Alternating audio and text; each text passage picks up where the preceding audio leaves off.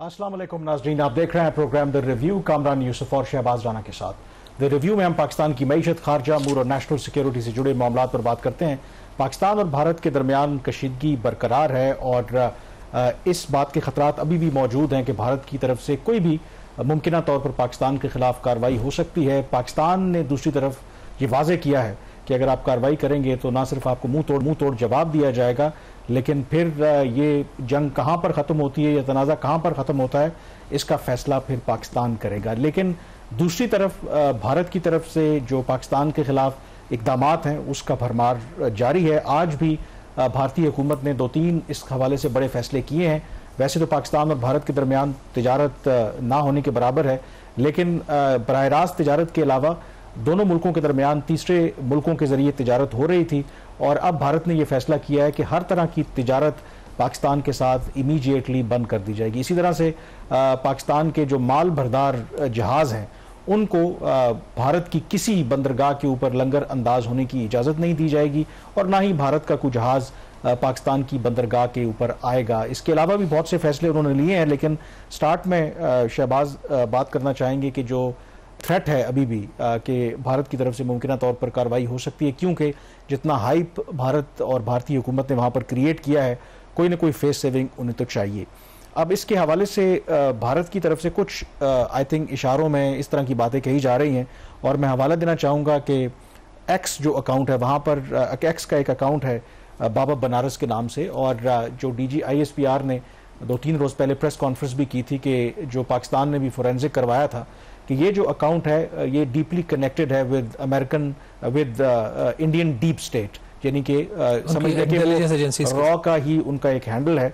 और माजी में पाकिस्तान में जब भी दहशतगर्दी के बड़े वाक़यात हुए, कराची में हमला हो चाइनीज़ के ऊपर, जाफर एक्सप्रेस वाला वाक़या हो, मियाँ वाली के एयरबेस के ऊपर मुमकिन तौर पर कोई हमले की कार्रवाई हो, उसकी तमाम जो इंफॉर्मेशन है बिफोर हैंड इस अकाउंट से दी गई थी। और आज चंद घंटे पहले इसी अकाउंट से एक ट्वीट किया गया है, द रेन विल स्टार्ट सून, और मिसाइल वगैरह बने हुए हैं। तो कुछ लोग उसको इंटरप्रेट कर रहे हैं गिवन इस अकाउंट की हिस्ट्री कि शायद मुमकिन तौर पर बहुत जल्द भारत की तरफ से कार्रवाई हो सकती है। कामरान, देखिए इस चीज़ को बिल्कुल भी रूल आउट नहीं किया जा सकता कि भारत कोई कार्रवाई नहीं करेगा, और ख़ास तौर पर ये बात जब अमेरिकन की तरफ से भी कुछ इंटरव्यूज़ आए और उसमें भी एक लिमिटेड इनडायरेक्टली और इम्प्लिसिटली बात की, लिमिटेड कोई जो है इंडिया ऑप्शन इस्तेमाल कर सकता है जिससे ब्रॉडर रीजनल कॉन्फ्लिक्ट जो है वो पैदा ना हो।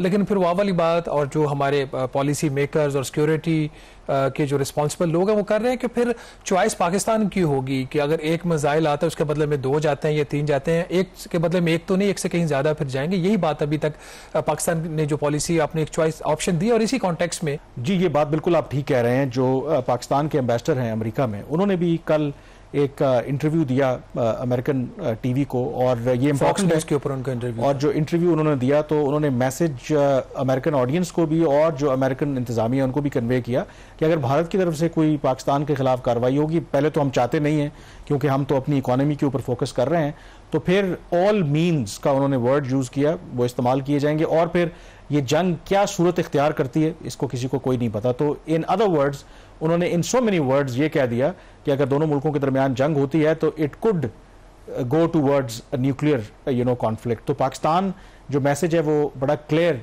दे रहा है अमेरिका को भी, इंटरनेशनल कम्युनिटी को भी। और कल भी जैसे हम जिक्र कर रहे थे कि अमेरिका की भी यही असेसमेंट है कि इशू ये नहीं है कि भारत कार्रवाई करेगा या नहीं करेगा, इशू ये है कि जो पाकिस्तान जब जवाब देगा तो फिर बात कहाँ पे आके रोकेगी। अदरवाइज अगर पाकिस्तान की तरफ से कोई डिसाइसिव जवाब ना आता तो शायद अभी तक भारत कोई कार्रवाई कर चुका होता। देखिए कामरान, अनलाइक 2019 जब पाकिस्तान का जो उसके ऊपर पॉलिसी स्टांस था, भारत ने जब वो सारी कार्रवाई की थी, हमने हालांकि उनके 2 जहाज भी उनके गिराए, वो सारी चीज़ अपनी जगह पे, वो इतना स्ट्रांग नहीं था जो कि 2025 में। ये एक बहुत ही एक वाज़े डिफरेंस है 2019 के मुकाबले में। यही वजह है कि आपने देखा कि इंडियंस जो अभी तक जो उनके कुछ इकदाम वो ले रहे हैं, वो उनको सपोर्ट, जैसे हमने कल भी बात की थी, इंटरनेशनल प्रेस से उनको सपोर्ट नहीं मिली, उनको फॉरेन जो गवर्नमेंट्स हैं उनसे सपोर्ट नहीं मिली। अब इंडिया के अपने अंदर से आवाज़ें उठना शुरू हो गई हैं कि एविडेंस किधर है, पाकिस्तान ने तो जो कहना है सो कहना है। अगर इन चीज़ों को आप सामने रखते हैं और इस किस्म के जो ट्वीट्स भी आ रहे हैं वो सारी चीज़ें अपनी जगह पे, भारत ने अभी तक जो इकदाम किए हैं वो ज़्यादातर रस्मी किस्म के इकदाम उन्होंने किए हैं। ये जो ट्रेड वाली बात भी है, ट्रेड उन्होंने आज मजीद जो मेजर्स लिए हैं जिसको भी हम मेरे ख्याल में उस पर बात करते हैं कि वाकई क्या रस्मी तौर पर है। IMF का भी जिक्र है कि मल्टीलैटरल जो इंटरनेशनल फाइनेंशियल इंस्टीट्यूशंस पाकिस्तान को कर्जे या इमदाद देती हैं वो भी बंद की जाए। लेकिन उससे पहले जो खतरात की अगर आप बात करें तो कुछ इकदाम आपको पता है कि ये इतलात भी आ रही हैं कि जो अब आज़ाद कश्मीर गवर्नमेंट है उन्होंने 10 दिन के लिए तमाम जो मदारिस हैं, रिलीजियस स्कूल्स हैं, उनको बंद कर दिया है। तकरीबन 1000 के करीब ये वहाँ पर स्कूल है, ख़ास करके जो लाइन ऑफ कंट्रोल के एरिया में, और बच्चों को वहाँ पर छुट्टी दे दी है। खदशा क्योंकि आपको पता है ये है कि भारत ने कोई कार्रवाई तो करनी है और लाइन ऑफ कंट्रोल के ऊपर खुदा ना खास्ता इस तरह के किसी जो मदरसे के ऊपर वो कार्रवाई करके दुनिया को ये बताने की कोशिश करेंगे कि ये खुदा ना खास्ता कोई दहशतगर्दी का कैंप है, ये लॉन्च पैड है। तो उसको एंटिसिपेट करते हुए आई एम श्योर के जो पाकिस्तानी इदारे हैं उनके पास इस तरह की कोई इंटेलिजेंस होगी जिसकी बुनियाद पर उन्होंने ये फैसला किया है। तो थ्रेट जो है स्टिल रिमेन्स, मतलब उसको आप क्या कहते हैं कि लाइट नहीं ले सकते कि ठीक है इंटरनेशनल प्लेयर्स इस वक्त इन्वॉल्व जरूर हैं बट थ्रेट इज देयर। ठीक है, खतरा है, यही वजह है कि जो फोर्सेस है वो हाई अलर्ट के ऊपर है और यही वजह है कि जो सिचुएशन है वो टाइट। और आज भी जो पाकिस्तान की तरफ से जो अब्दाली मिसाइल का जो उन्होंने किया तजर्बा, वो बेसिकली एक पैगाम था भारत को कि अगर आपने इस किस्म की कोई हरकत की, जैसे अभी आप ट्वीट को रेफर कर रहे थे, को पाकिस्तान की तरफ से मिसाइल आए तो ये कम से कम 450 किलोमीटर का रेंज का जो मिसाइल है, जो सरफेस टू सरफेस है, ये तो हम इस्तेमाल करेंगे। और इसमें पॉसिबिलिटी फिर या शायद ये ना हो, अब हमें नहीं पता, we don't have the inside information. फिर अगर उधर कश्मीर में भी, आज़ाद कश्मीर के ऊपर भी कोई इस तरह का मिसाइल आता है या सेटल्ड एरियाज में आता है तो फिर जवाब फिर इधर हो सकता है इंडियन सेटल्ड एरिया में जाए, जम्मू कश्मीर में ना जाए। तो ये एक पाकिस्तान के लिए ये भी पॉलिसी ऑप्शन हो सकती है। स्कूल्स बंद करके बिल्कुल एक ठीक फैसला इनका कि इस तरह की जो सेंसिटिव सिचुएशन होती है उसमें बच्चों की जिंदगियां जो है उसको बाद में भारत क्या रंग देता है वो अपनी जगह पे मौजूद है। लेकिन एक और जो चीज़ कामरान इसमें अहम है जिसको ऊपर बात करने की जरूरत है कि ये सब कुछ करने के बावजूद भारत को अभी तक हासिल क्या हुआ है, इसका अभी तक जवाब नहीं मिल सका। डोमेस्टिकली भी जो सपोर्ट मोदी को चाहिए थी वो उसको मिल नहीं सकी। देखें, और इंटरनेशनली भी, मोर इम्पोर्टेंटली, एक और मैं इंटरव्यू देख रहा था जो साबिक अमेरिका के नेशनल सिक्योरिटी एडवाइज़र हैं जॉन बोल्टन, जो ट्रंप जब पहली दफ़ा सदर आए थे तो उस वक्त वो नेशनल सिक्योरिटी एडवाइज़र थे, अमेरिका के UN में सफ़ीर भी रहे हैं, बड़े हॉकिश हैं, एंटी पाकिस्तान समझे जाते हैं, प्रो इंडिया हैं। और उन्होंने भी फ्रस्ट्रेशन का इजहार किया इंडियन टीवी चैनल के ऊपर आकर के कि भारत अगर समझता है कि पाकिस्तान पहलगाम हमले के पीछे मुलविस है तो उनको फिर तमाम जो सबूत हैं वो डॉक्यूमेंट करने चाहिए, क्योंकि उन्होंने कहा कि सच्चाई जो है वो फिर छुप नहीं सकती। तो उन्होंने ये कहा कि वो थोड़ा फ्रस्ट्रेट ज़रूर हैं कि अगर भारत कहता है कि पाकिस्तान का इसके साथ लिंक है तो वो सबूत कहाँ हैं। तो डोमेस्टिकली तो ठीक है, उनके जो चैनल्स हैं वो लोगों को बेशक बेवकूफ़ बना रहे हैं। इंटरनेशनल लेवल के ऊपर मेरे ख्याल में लोगों को इतनी समझ आ गई है, and given India's on track record कि खुद जिस तरह का वो काम करते रहे हैं, false flag and plus America में, कनाडा में जाके जो असैसिनेशंस की जो एक कैंपेन उन्होंने चलाई, और उस केस के अंदर तो कनाडा ने बाकायदा तौर पर इस्टेब्लिश किया कि उसका लिंक इस्टेब्लिश किया। जो अमित शाह हैं बीजेपी के प्रेसिडेंट और उनके वो होम मिनिस्टर हैं, उन तक वो सारी वो बात गई। तो पाकिस्तान के केस में तो अभी तो वो सिर्फ लिंक जोड़ते हैं, ये नहीं पता कि अगर फर्ज करें कि कोई लिंक है भी तो क्या वो नॉन स्टेट एक्टर्स थे, किसी का इंडिविजुअल एक्ट फर्ज करें। यहाँ पर तो क्लियर कट एक एविडेंस मौजूद है कि इंडिया बतौर रियासत इन सारे मामलात में इन्वॉल्व है। अब जो दूसरा आई थिंक बात करना यहाँ पे ज़रूरी है, और उसके लिए आप तो कह रहे थे कि शायद एक रस्मी ये कार्रवाई हो सकती है, इंडस वाटर ट्रीटी के ऊपर हम ऑब्वियसली पहले बात कर चुके हैं, बट मुझे लगता है कि भारत पहलगाम हमले को इस्तेमाल करते हुए, ठीक है कोई फौजी कार्रवाई करते हैं नहीं करते, वो अगर करेंगे भी तो वो एक शॉर्ट टर्म उनका ऑब्जेक्टिव होगा। लॉन्ग टर्म वो पाकिस्तान को वहाँ पर जो बात हो रही है इकोनॉमिकली, इंटरनेशनली, डिप्लोमेटिकली, पहले भी वो कोशिश करते हैं, वो आइसोलेट करना चाहते हैं। और एक इशू जिसके ऊपर वो टारगेट कर रहे हैं कि जी पाकिस्तान इस वक्त मुआशी तौर पर बड़ा कमज़ोर है, जैसे कि हम IMF के प्रोग्राम में हैं, और ये खबर भी न्यू दिल्ली से आई है, रॉयटर्स ने इसे रिपोर्ट किया है कि भारत अब ये लॉबिंग कर रहा है कि IMF पाकिस्तान के साथ जो उसका प्रोग्राम है उसको ख़त्म करे, बाकी जो इंटरनेशनल फाइनेंशियल इंस्टीट्यूशंस हैं वो भी नजरसानी करें। तो आपके ख्याल में किस हद तक इसमें भारत को कामयाबी मिल सकती है, और क्या IMF और इंटरनेशनल फाइनेंशियल इंस्टीट्यूशन इस तरीके से ऑपरेट करते हैं कि दो मुल्कों के दरमियान आपसी इश्यूज हैं और उसमें फिर वो इस तरह से फैसले करें? देखिए कामरान, सबसे पहले खबर ये मैंने ही दी थी और एक्सप्रेस ट्रिब्यून में ये खबर छपी, तो उसके बाद भारतीय मीडिया ने भी रिपोर्ट किया इसको और रॉयटर्स ने भी फिर इंडियन जो वहाँ पे उनके जो ऑफिशियल्स थे उनके बात करके खबर दी। एसेंशियली भारत की ये कार्रवाई जो है 0/0 होगी। अगर भारत की पोजीशन देख ले आईएमएफ के अंदर, भारत के जो टोटल वोट्स हैं वो 2.7% हैं आईएमएफ के अंदर, आईएमएफ के बोर्ड के अंदर, और इनका जो एसडीआर का कोटा हार्डली को 13,114 इनके एसडीआर के राइट्स हैं इनके पास। इसके मुकाबले में पाकिस्तान का जो कोटा है आईएमएफ के अंदर 1.2% है। पाकिस्तान एक 7 कंट्रीज की कॉन्स्टिट्यूएंसी उसमें रिप्रेजेंट होता है। भारत का वहां पे इंडिपेंडेंट कोई वोट नहीं है। भारत 4 ममालिक की कॉन्स्टिट्यूएंसी को रिप्रेजेंट करता है, जिसमें भारत खुद है, बांग्लादेश है, भूटान है, श्रीलंका है। इनका एक एग्जीक्यूटिव डायरेक्टर होता है जो वहां पे अपनी पोजीशन देता है। भारत बिल्कुल अपोज करेगा और कर सकता है, माजी में भारत अब्सटेन करता रहे। अगर 24 जो बोर्ड के डायरेक्टर्स हैं उसमें से एक अपोज कर भी दे, it doesn't make any difference. दूसरी बात है कि स्टाफ लेवल एग्रीमेंट हो चुका है, आईएमएफ पाकिस्तान की तारीफ कर चुका है उसकी इकोनॉमिक स्टेबिलिटी की। अगले बजट को डिस्कस करने के लिए 14 मई को आईएमएफ की टीम पाकिस्तान आ रही है, तो ये 0/0 कार्रवाई है। चलें, ये तो बात इमीडिएटली तो बिल्कुल कह रहे हैं, it is out of question. Individually तो वो कुछ कर नहीं सकता, लेकिन वो लॉबिंग तो कर सकता है ना। मसलन America after all long term उनका एक स्ट्रेटेजिक पार्टनरशिप है, बाकी इस तरह के ममालिक हैं जो उनके लाइक माइंडेड हैं, वहां पर लॉबिंग तो कर सकता है कि किसी तरीके से कन्विंस करने की कोशिश करे कि देखें हमने अगर कोई फौजी ऑपरेशन या इस तरह का काम नहीं किया तो कम से कम डिप्लोमेटिकली इस तरीके का प्रेशर तो आप पाकिस्तान के ऊपर डालने में हमारी मदद करें।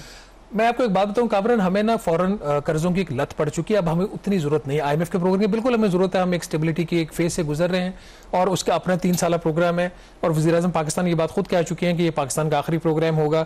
होता नहीं होता वो बात की बात है।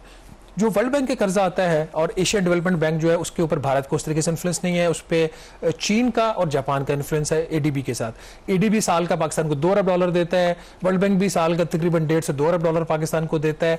वर्ल्ड बैंक के जो कर्जे हैं, यकीन मानिए अगर पाकिस्तान ना आए तो पाकिस्तान की सेहत के ऊपर कोई खास फर्क नहीं पड़ेगा।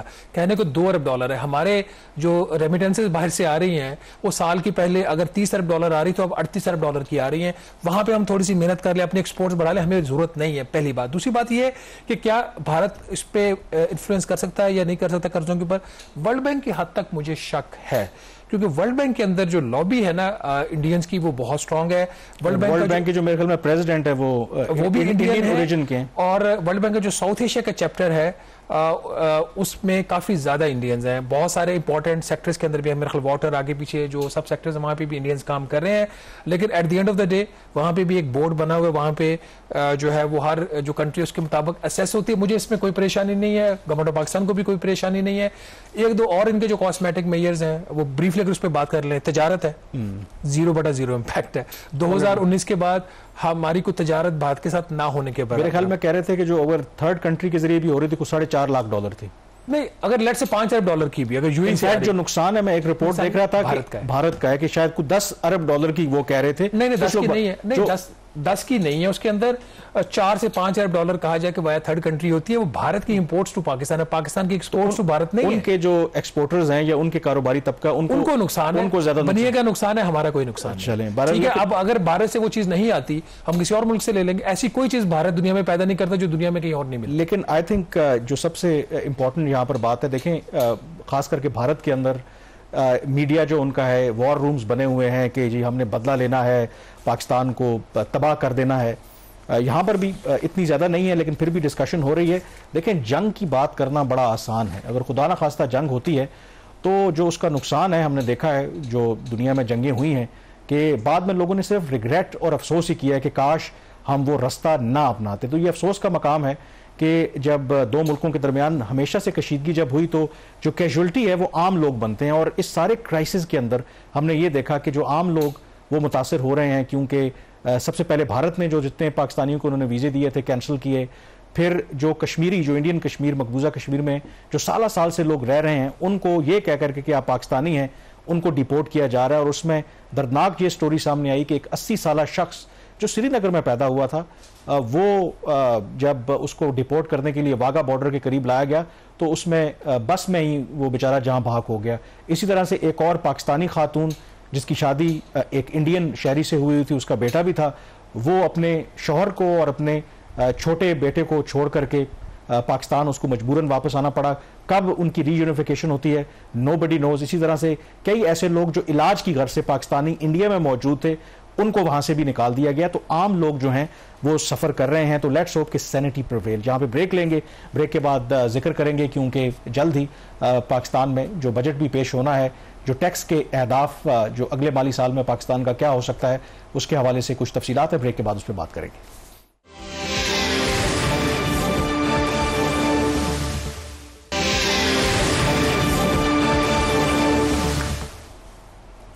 जी, ब्रेक के बाद एक दफ़ा फिर आपको खुश आमदेद कहते हैं। मई का महीना है और अगले महीने आपको पता है कि जो बजट पेश किया जाता है, और इस बजट में जहां और बहुत से आम टारगेट्स होते हैं और सबसे बड़ा जो मसला हमारा आमदन का है, यानी कि टैक्स कलेक्शन का है, अगर वो बेहतर हो जाए तो पाकिस्तान के तमाम मसाइल हल हो जाएं।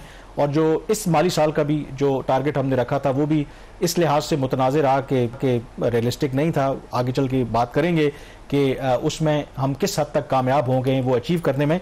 लेकिन शहबाज, जो सबसे इम्पोर्टेंट बात है कि आपको खबर है कि अगले माली साल में कौन सा हदफ जो है हम रखने जा रहे हैं, और क्या इस माली साल से तजुर्बा सीखते हुए, उस सबक सीखते हुए कोई रियलिस्टिक हम टारगेट रखने जा रहे हैं या अगेन ओवर एम्बिशियस है? कामरान, एक तो ये कि मीडिया के अंदर भी और हुकूमत का भी जो सारा फोकस है वो महसूलात, टैक्सेस बढ़ाने के ऊपर है, हालांकि फोकस अखराजात के ऊपर होना चाहिए। अखराजात उन एरियाज में भी हो रहे हैं जो आईनी तौर पर वफाकी हुकूमत की जिम्मेदारी नहीं। हमने पिछले प्रोग्राम में बात की थी 638 अरब रुपए के गैर तरक्याती अखराजात वफाकी हुकूमत ने सिर्फ 3 शोबों में किए जो आईनी तौर पर सूबाई मामला है। अभी अगर इस साल भी, पिछले साल जून से लेकर अब तक मैं ये बात कहता रहा हूँ और ये बात अप्रूवन भी है, रैकेट का हिस्सा है कि इस साल का जो 12,970 अरब रुपए का टैक्स का हदफ था, गैर हकीकी था, गैर दानिशमंदाना फैसला था। यही वजह कि हदफ IMF ने इसको कम करके पहले ही 12,232 अरब रुपया कर दिया है। 12,332 अरब रुपया वो भी हासिल नहीं होगा, वो भी मिस होगा।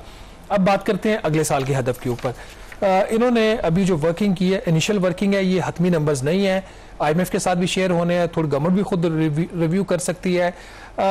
14,307 अरब रुपए का अगले साल का टैक्स का हदफ हुकूमत रखना चाह रही है। ऑटोनोमस जो ग्रोथ है, मतलब बगैर कोई टैक्स लगाए मौजूदा जो टैक्स की कलेक्शन होगी उसके ऊपर इसमें इनको जो ऑटोमेटिक इंक्रीज मिल सकता है। एक्सपेक्टेड हमेशा होता है नंबर से कम ही है, वो तकरीबन 1,500 अरब रुपए से कुछ कम है। तो ये जो हदफ होगा इसको हासिल करने के लिए वफाकी हुकूमत को एक दफ़ा फिर कम अज़ कम 500 अरब रुपए से 550 अरब रुपए के इजाफी नए टैक्सेस लगाना पड़ेंगे। यही सारा प्रॉब्लम है, यहीं पे आके सारी कहानी शुरू और ख़त्म होती है। पिछले साल 1,300 अरब रुपए के इजाफी टैक्सेस लगाए गए, इकोनॉमी में बिल्कुल सकत नहीं थी, मैन्युफैक्चरिंग सेक्टर पहले ही नेगेटिव में था और नेगेटिव हुआ, पूरा साल रिकवर नहीं कर सका।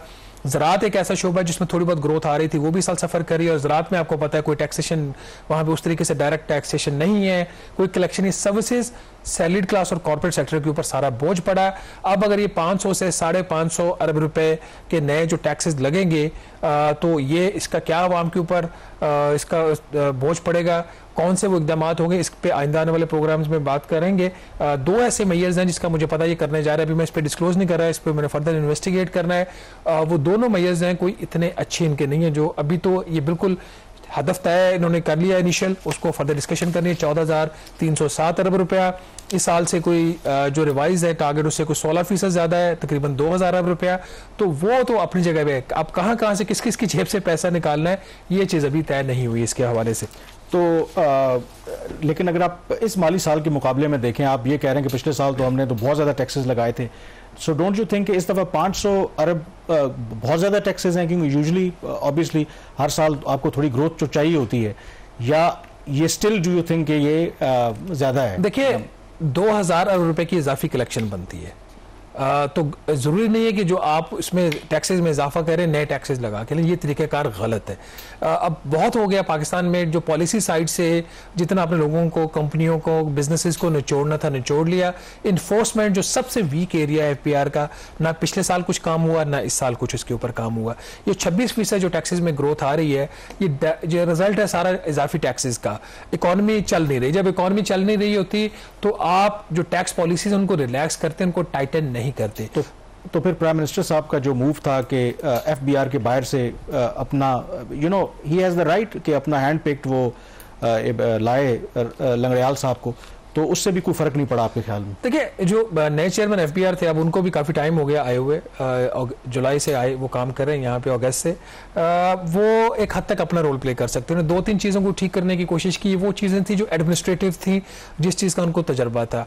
उन्होंने एक फेसलेस सिस्टम इंट्रोड्यूस करवाया कस्टम्स वाली साइड पे, जहाँ पे टैक्सेस की बेतहाशा चोरी होती थी इम्पोर्ट के ऊपर, उसको कुछ उन्होंने बेहतर करने की कोशिश की। एफबीआर के अंदर जो करप्शन थी उसको डिस्करेज करने के लिए, नेपोटिज्म को डिस्करेज करने के लिए उन्होंने एक जो उनको अलाउंसेस मिलते हैं, कैश रिवॉर्ड्स मिलते हैं, उसको सिस्टमिक करने की उन्होंने अटेम्प्ट की। कुछ 3-4 और किस्म की चीज़ें करने की कोशिश की, लेकिन जो इनहेरेंट प्रॉब्लम है वो अपनी जगह पे मौजूद है, नंबर 1। नंबर 2, जब आप टैक्स का हदफ ही गलत रखेंगे तो आप कैसे एक्सपेक्ट कर सकते हैं कि इस इकोनॉमी से आप 40% इजाफी टैक्स कैसे इकट्ठा कर सकते हैं? ये बिल्कुल अहमकों वाली बात थी। एंड गिवन द फैक्ट कि आपकी इस वक्त मईशत IMF के प्रोग्राम में है और उसमें एक सुस्त रवि का शिकार होती है, क्योंकि टैक्स कलेक्शन का तो इससे भी ताल्लुक है ना कि अगर आपकी मईशत बेहतर होगी, लोगों की स्पेंडिंग बेहतर होगी, तो उस सूरत में भी फिर आपकी टैक्स कलेक्शन बेहतर होती है। यही सारी इसके अंदर चीज़ है ना कि मैं जैसे स्टार्ट में कह रहा था, खर्चों की तरफ जाए, खर्चे कम करें, इस तरफ मत आए।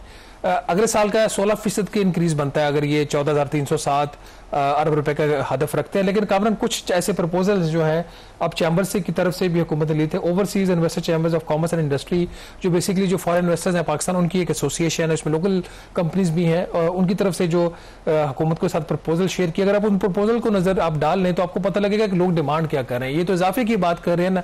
OICCI ने पहली बात यह किया कि जो 5,000 रुपए का नोट है इसको खत्म करें। जब तक 5,000 रुपए का नोट है पाकिस्तान में कैश इकोनॉमी बढ़ेगी, कम नहीं होगी। और कैश इकोनॉमी का जो साइज है वो कम अज कम भी 40% एस्टिमेट किया। फिर एक जो हुकूमत का एक और गलत फैसला था पिछले साल का कि जो मैक्सिमम इनकम टैक्स रेट है उसके ऊपर 10% इन्होंने एक इनकम टैक्स देने के ऊपर सबसे ज्यादा 10% सरचार्ज लगाया हुआ है।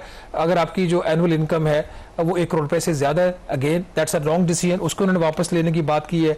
फिर वो ये बात कर रहे हैं कि जो थ्रेश है, एक थ्रेश होल्ड होता है कि आपका कितना जो टैक्स है किस आमदन के ऊपर लगना चाहिए। अभी 6 लाख किलोमीटर, उसको 12 लाख करो। कामरान 51,000 रुपए के ऊपर अगर आपकी महाना आमदन उस पर टैक्स लेना है, ये ज्यादती है। जितनी लोगों की परचेजिंग जो पावर है वो उसमें श्रिंक हुई है। इसी किस्म की उनका और प्रपोजल है कि जो कॉर्पोरेट इनकम टैक्स का रेट है वो 29%, उसमें कमी की बात कर रहे हैं। सुपर टैक्स हुकूमत ने 10% लगाया हुआ है over and above the corporate income tax rate. वो उन्होंने कहा जिसको फेजेस में खत्म करें, अभी फौरी तौर पर उसमें 4% की कमी करके 6% करें। डिविडेंड इनकम टैक्स है 15% वो लगा रहे, वो करें, वो खत्म करें। GST का रेट है वो खत्म करे।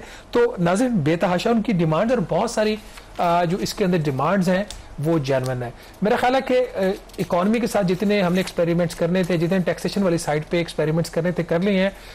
अब इस चीज़ की कोई तुक नहीं बनती कि हुकूमत 500 से 550 अरब रुपए का इजाफी बोझ डाले लोगों के ऊपर, खास तौर पर ऐसे वक्त में। अगर मैं आपको जाते जाते ब्रेक के ऊपर एक नंबर देके जाऊँ, पाकिस्तान का जो तनख्वाहदार तबका है उसने पहले ये जो 9 माह गुजरे इस माली साल के, उसमें 391 अरब रुपए का टैक्स पे किया है।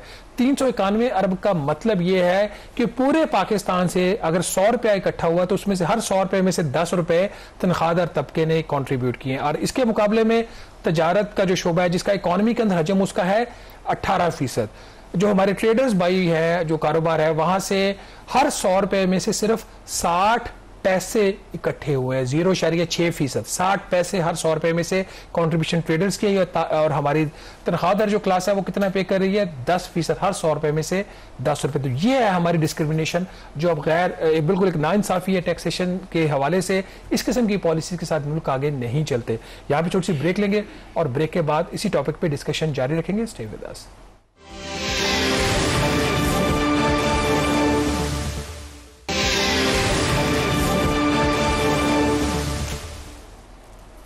जी, ब्रेक के बाद एक दफ़ा फिर आपको खुशामदीद कहते हैं। हम बात कर रहे थे टैक्स कलेक्शन के हवाले से, और इस माली साल का जो हदफ है, 10 महीनों का जो शॉर्टफॉल है वो अब हमारे सामने 830 अरब रुपए शॉर्टफॉल है, और पीछे अब 2 महीने रह गए हैं।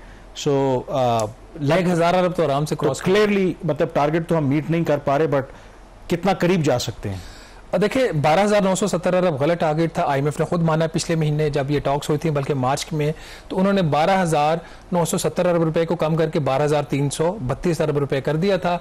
रफली उन्होंने कुछ 640 अरब रुपए की टैक्स टारगेट में कमी की। तो हुकूमत पाकिस्तान ने यकीन दिलाया था कि ये जो 640 अरब का शॉर्टफॉल इससे आगे नहीं बढ़ेगा, लेकिन 10 माह के जो नताइज सामने आए हैं उसमें ये शॉर्टफॉल बढ़कर 830 अरब रुपया हो चुका है और लगता यह है कि कम से कम 1000 से 1100 अरब रुपए का टोटल शॉर्टफॉल आएगा पूरे साल में। इसके अंदर दो चीजें अहम है। नंबर 1, 1300 अरब रुपए का इजाफी बोझ डाला गया, उसका इम्पैक्ट किधर है? क्या हुकूमत ये जस्टिफाई कर पाएगी कि इतनी बुरी कारकर्दगी क्यों रही? दूसरी चीज ये कि वज़ीर-ए-आज़म ने एक अश्योर किया था और इसके अश्योरेंसेस के पीछे भी एफबीआर की वर्किंग थी कि जो कोर्ट्स के अंदर कुछ 4000 अरब रुपए के जो टैक्सेस हैं वो लिटिगेशन के अंदर हैं। तो प्राइम मिनिस्टर साहब को ये यकीन दिलाया गया था, उसकी बेस पर उन्होंने पब्लिक स्टेटमेंट दी प्राइम मिनिस्टर ने कि इसमें से कम 4000 अरब में से 400 अरब रुपया तो हम इस साल रिकवर करेंगे, उससे शॉर्टफॉल ब्रिज हो जाएगा। अभी तक 36 अरब कामरान रिकवर हुआ है, इससे ज्यादा नहीं। वो भी एक केस के अंदर 2-3 चीजें मैं बड़ी बड़ी सामने रखता हूँ। पहले कलेक्शन की अगर देख लें नाज़रीन, सबसे बड़ा बोझ चूंकि तनख्वाहदार तबके के ऊपर पड़ा, जिसके अब सबसे ज्यादा कंट्रीब्यूशन भी आ रही है। इनकम टैक्स का जो हदफ था उसके मुकाबले में 325 अरब रुपए ज्यादा इकट्ठा हुआ है। 4480 अरब रुपए का इनकम टैक्स इकट्ठा हुआ है सिर्फ 10 माह में, और जिसमें सिर्फ सैलरी क्लास का कितना है 391 अरब। अब दूसरी साइड पे अगर आप आ जाते हैं, जो सेल्स टैक्स है वो हदफ से 775 अरब रुपया कम इकट्ठा हुआ है। इसके बावजूद है कि बच्चों का दूध नहीं इन्होंने बख्शा, इन्होंने डिब्बे का दूध नहीं बख्शा, इन्होंने गाड़ियों के ऊपर जो टैक्सेस बढ़ाए, इन्होंने हर तरह का जो जहां जहां पे सेल्स टैक्स लगा सकते लगाया। नतीजा क्या निकला कि सिर्फ 10 माह में 775 अरब रुपए का शॉर्टफॉल है। Same is true for the FED excise duty, 157 अरब रुपए का हदफ से कम इकट्ठा किया इन्होंने जितना हदफ था 10 माह का, और कस्टम ड्यूटीज में 228 अरब रुपए की कमी है, जिसकी बड़ी वजह इंपोर्ट्स हो चुकी हुकूमत ने उसके ऊपर एक कदगन लगाई। जब इस तरह के काम होते हैं, जब कुछ भी हुकूमत नहीं कर पाती, फिर उसका नतीजा नाजरीन निकलता है एक ऑर्डिनेंस की सूरत में। सदर पाकिस्तान ने आसिफ अली जरदारी साहब ने कल रात एक ऑर्डिनेंस और जारी किया है। ये टैक्स से रिलेटेड ऑर्डिनेंस है। इसमें जो है ना एक्स्ट्रा ऑर्डिनरी इख्तियारात दे दिए गए एफबीआर को, और इन इख्तियारात के मुताबिक जो ऑर्डिनेंस जारी हुआ है, अगर कोई हाई कोर्ट या सुप्रीम कोर्ट ऑफ पाकिस्तान किसी केस में टैक्स पेयर के खिलाफ फैसला दे दे, तो एफबीआर को ये इख्तियार दे दिया गया कि वो फौरी तौर पर जाकर टैक्स पेयर के अकाउंट से वो पैसा निकाल सकता है। ये बात सुप्रीम कोर्ट की हद तक तो समझ आती है, हाई कोर्ट की हद तक समझ नहीं आती, क्योंकि आईनी तौर पर जो टैक्स पेयर है उसके पास अपील का एक और हक है, और वो हक होता है सुप्रीम कोर्ट में। जब हाई कोर्ट का फैसला आ गया, चाहे टैक्स पेयर के खिलाफ आ गया, तो अब इस ऑर्डिनेंस के मुताबिक एफबीआर सीधा बैंक में जाएगा और उसके जो बैंक के अकाउंट से पैसा निकाल लेगा। ये एक्स्ट्रा ऑर्डिनरी पावर भी शायद एफबीआर की उस तरीके से मदद नहीं कर सकती, और इसका जो इससे लेसन है वो ये है कि टैक्स टारगेट को ठीक रखें, लोगों के ऊपर पॉलिसी के तहत बोझ कम डालें और इन्फोर्समेंट को बेहतर करें। कामरान, ये इतनी क्रिटिकल सूरत हाल बन चुकी है, इस किस्म के और बहुत सारे इकदाम की। जब टैक्स टारगेट में कमी हुई तो दूसरी साइड एक और साइड पे चले गए। पेट्रोलियम लेवी, आपको पता है हुकूमत ने कहा कि हम मिनी बजट नहीं लेके आए, हमने टारगेट कम करवा लिया, लेकिन दूसरी साइड पे पेट्रोलियम लेवी में उसका जो रेट है उसमें 18 रुपए फी लीटर तक इजाफा किया गया है। वो जो इजाफा है वो भी मिनी बजट है, वो 18 रुपए किधर से आ रहा है? लोगों की जेब से आ रहा है ना। उनको जो रिलीफ जानी थी, जो उनका राइट था, वो उनको नहीं दिया गया। बिल्कुल, और उसकी वजह यही है कि जब आपका टैक्स का निज़ाम ठीक नहीं होगा तो फिर यही हाल होगा। एक और जो ये तो चलें ऑर्डिनेंस की आपने बात की, जो गवर्नमेंट एक जो अमेंडमेंट करना चाह रही है टैक्स लॉज के अंदर, जिसमें हम पहले भी डिस्कशन कर चुके हैं कि एक गवर्नमेंट को अब कि कैसे टैक्स कलेक्शन को बेहतर किया जाए, और उसमें गवर्नमेंट उन लोगों को भी पीनलाइज कर लिए जो ज़ाहिर है कि अपना कानूनी तौर पर टैक्स रिटर्न भरते हैं, और उसमें वो एक इन एलिजिबल पर्सनस की कैटेगरी भी इंट्रोड्यूस करवाई गई थी कि आपकी अगर आमदन एक ख़ास हद से अगर ज़्यादा है तो आप एक ख़ास परसेंटेज के बाद ही आप वो प्रॉपर्टी या गाड़ी या कुछ चीज़ खरीद सकते हैं। अब ये national assembly on standing committee जो फाइनेंस की है, उसने इसके हवाले से एक जो ड्राफ्ट है उसको वर्जन जो है उसको अप्रूव किया है, तो थोड़ी सी उसमें कुछ तरामीम की गई है। तो क्या तरामीम है? क्या ओरिजिनल जो था उसमें किया गया जो प्रपोजल? 4-5 माह पहले एक बिल नेशनल असेंबली में इंट्रोड्यूस हुआ था। उसका बुनियादी मकसद ये था, बेसिकली उसके अंदर पहले कैटेगरी होती थी फाइलर की, फिर नॉन फाइलर की कैटेगरी आ गई, फिर लेट फाइलर की आ गई, उससे भी एफबीआर का काम नहीं बना, तो इन एलिजिबल जो है पर्सन, उसकी एक नई डेफिनेशन इंट्रोड्यूस करवाई गई। और जो इन एलिजिबल पर्सन होंगे उस इस तारीफ के मुताबिक, जिसको अब थोड़ा सा वाटर डाउन किया है इन्होंने स्टैंडिंग कमेटी ने, ये जो लोग हैं ये घर नहीं खरीद सकते, गाड़ी नहीं खरीद सकते, स्टॉक मार्केट में इन्वेस्ट नहीं कर सकते अगर ये इनएलिजिबल है। इन्होंने रिटर्न फाइल नहीं किया, एक चीज। और दूसरा इसके अंदर इन्होंने ये रखा था कि अगर उसके जो असासे हैं और जो वो गाड़ी खरीद रहा है, वो असासे जो हैं या उसके पास जो कैश इन हैंड है या जो लिक्विड एसेट्स हैं वो 130% के बराबर के अंदर अंदर जो नई प्रोडक्ट वो खरीद रहा है उसके अंदर अंदर है तो वो खरीद सकता है। अगर वो 140% तक है तो वो नहीं खरीद सकता। इस किस्म की इसके अंदर चीजें थी। स्टैंडिंग कमेटी ने इसमें यह किया है कि उन्होंने एक तो ये जो कैटेगरी थी इसकी जो डेफिनेशन इसको चेंज किया। और पहले तो इनएलिजिबल के ऊपर इन्होंने कोई भी लिमिट लगा सकते थे, अब जो है वो थोड़ी सी इसके अंदर इन्होंने चीजें नाजरीन चेंज की हैं। अब एक तो उन्होंने इसके अंदर जो बुनियादी तौर पर ये कहा है कि जो कॉमन सिटीजन होगा वो इनएलिजिबिलिटी की कैटेगरी में नहीं आएगा। अब कॉमन सिटीजन एक बड़ी लूज डेफिनेशन है। इसी तरीके से जो एक लो इनकम ग्रुप होगा वो इसमें नहीं आएगा, मिडिल इनकम ग्रुप वो इसमें नहीं आएगा। मिडिल इनकम ग्रुप पाकिस्तान में जो 70% ऑफ द टोटल पॉपुलेशन है, इसका कितना इंपैक्ट होगा, कि इससे कितनी रिकवरी होगी या इसके बाद ये बिल इनइफेक्टिव हो गया, इस पर बात करेंगे छोटी सी ब्रेक के बाद।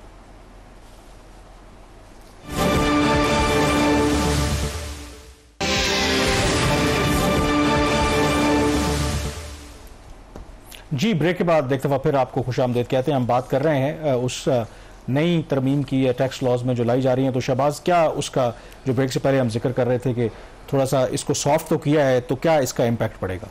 देखिए, इसमें जो मेजॉरिटी ऑफ द पॉपुलेशन है ना, इवन कि वो लोग भी जिनके पास एसेट्स हैं और वो इसमें फॉल करते वो तो अब इसमें से बाहर निकल गए हैं। बकौल एक मेंबर कौमी असम्बली के 95% जो लोग जिनको टारगेट किया गया था 100 में से, वो 95% अब इस तारीफ में चेंज के बाद उसमें से निकल जाते हैं। दूसरा, पहले यह था कि जो हम बात करते हैं ना कि अगर 130% तक आप जो घर या गाड़ी खरीद रहे हैं उसकी वैल्यू है तो आप खरीद सकते हो, उससे ज्यादा होगी तो नहीं ले सकते। उस डेफिनेशन को भी इन्होंने अच्छा खासा रिलैक्स कर दिया है। अब जो सफिशिएंट रिसोर्सेज की डेफिनेशन होगी उसमें तब्दीली है कि अगर आपके पास लोकल करेंसी है, फॉरेन करेंसी है, गोल्ड है तो उसकी फेयर मार्केट वैल्यू होगी, बॉन्ड्स होंगे, आपके रिसीवेबल्स होंगे वो भी आप उसमें शामिल कर सकते हैं, और इस किस्म की जो कैश इक्विवेलेंट और एसेट्स हैं वो भी उसमें शामिल होंगे। इसके अंदर अब 130 नहीं रहा, और आपके जो फैमिली मेंबर के एसेट्स हैं वो भी उसमें शामिल हो जाएंगे।